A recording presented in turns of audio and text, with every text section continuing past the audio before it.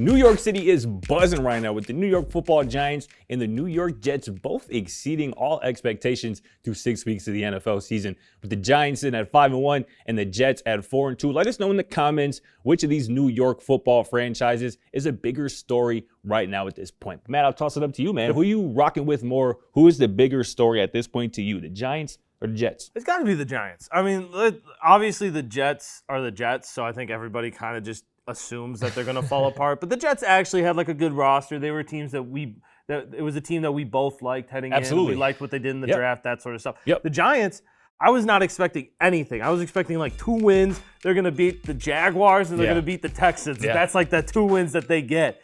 And they're going to move on from Daniel Jones. They're going to, unfortunately, Daboll is going to have to really figure out what he has, what he doesn't have. And honestly, it's probably going to be a rebuilding season, more like what you're seeing out of the Bears than what the Giants actually are doing. The fact that Daboll completely won over that locker room, he has the whole team playing above what was expected of them. Absolutely. You got Saquon coming back. You got people feeling like Daniel Jones might be serviceable enough for the moment. And you're doing this with your top 2 wide receivers just out. I mean, Kenny Golladay is just, that's wasting $70 million at this point.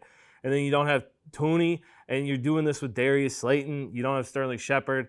Super exciting to see this in New York. Daboll is obviously going to make a lot of other coaches look bad. And if he isn't coach of the year, I don't know who should be. Like, he is clearly the coach of the year at this point. Yeah, no doubt about it. A lot of what you said is absolutely spot on, and I have to keep it 100 with my audience here. Just a couple of weeks ago, I'm pretty sure we had a similar conversation about the Giants, and I said they can go 4-0. The Giants can go 4-0, when I still wouldn't buy into them as a legitimate team. Here we are with them sitting at 5-1. I've softened my stance a little bit, but I can take solace in that pretty bad take with the fact that, as you know, I was very high on Brian Daboll. He was probably my favorite head coaching candidate this head coaching cycle. Him and Mike McDaniel. Brian Daboll has completely flipped the aura, the mystique around the New York Giants franchise in a positive way. So I love everything about the Giants right now. But my answer is the New York Jets. I mean, as sitting at 4-2 with a huge win in Lambeau Field over the Green Bay Packers was a statement win.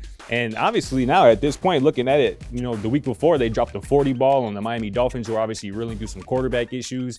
And, their 2 losses right now in the season, the Jets, are 2 playoff teams. The Ravens in week 1 and the Bengals a couple weeks later, who I also expect to be in the AFC playoffs. So the Jets are rolling right now, man. On both sides of the ball. They have, for the first time, probably since the Jets were last in the AFC Championship game, they have a legitimate running game, a legitimate running back in Breece Hall, who's averaging over 5 yards a carry. He's brought a powerful identity to this offense. Michael Carter is still in the fold. Zach Wilson is playing better football. He hasn't turned the ball over the last 2 weeks. That's huge. And this defense is balling. I got to read this stat on Quinnen Williams, who's one of the best defensive players in the entire NFL. He became the second player since 2000 to register 3 tackles, 2 quarterback hits, a sack, a tackle for loss, a forced fumble, and a blocked field goal in one half. Unbelievable. In one half of football. Unbelievable. Quinnen Williams, this defense is flying around. Robert Saleh has these boys balling.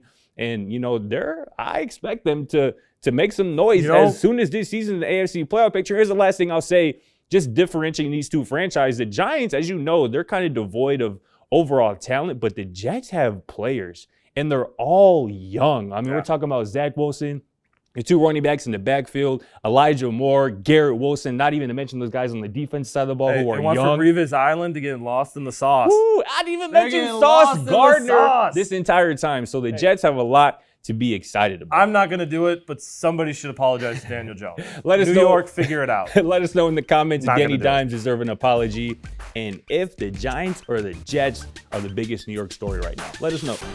Thanks for watching. Feel free to check out our other videos and don't forget to smack that subscribe button down below while you're at it. Also, for more great and original content, head right over to bvmsports.com.